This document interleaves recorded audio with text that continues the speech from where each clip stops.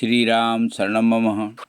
आज हम कर्मों के त्याग की व्याख्या करेंगे।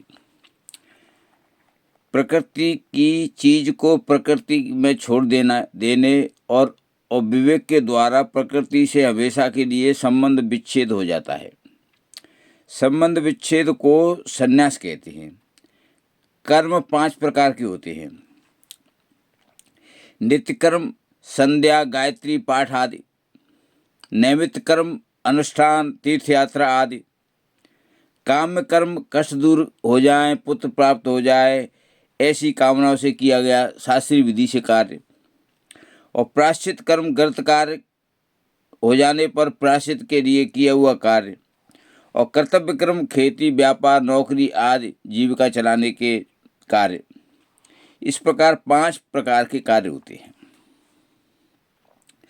सन्यासी 5 प्रकार के कर्मों से फलासक्ति का त्याग करता है। सन्यासी कर्म भी नहीं त्यागता है और फल भी नहीं त्यागता है, केवल फलासक्ति का ही त्याग करता है। ऐसा करने से अनुकूल या प्रतिकूल फल मिलने पर भी आदमी सम रहता है। समता सन्यासी का मुख्य लक्षण है। जो कर्म दूसरों के हित के लिए किए जाते हैं वह पवित्र बन जाते हैं। जो कर्म अपनी कामनाओं के लिए या दूसरों के बुरे के लिए किए जाते हैं वह अपवित्र हो जाते हैं।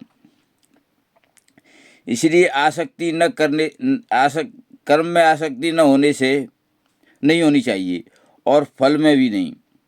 सन्यासी प्राप्त फलों से समता और आगे मिलने वाले फलों से आसक्ति का त्याग रखता है।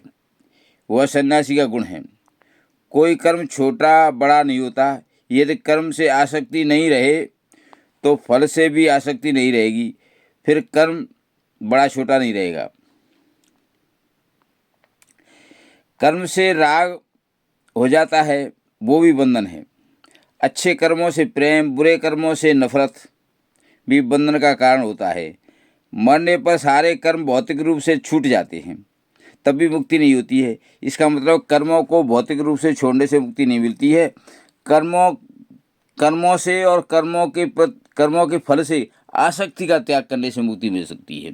कर्म का त्याग नहीं, कर्म और कर्म के फल के त्याग से आसक्ति नहीं, आसक्ति का त्याग करना चाहिए। कर्म और कर्म फल को नहीं त्यागना चाहिए।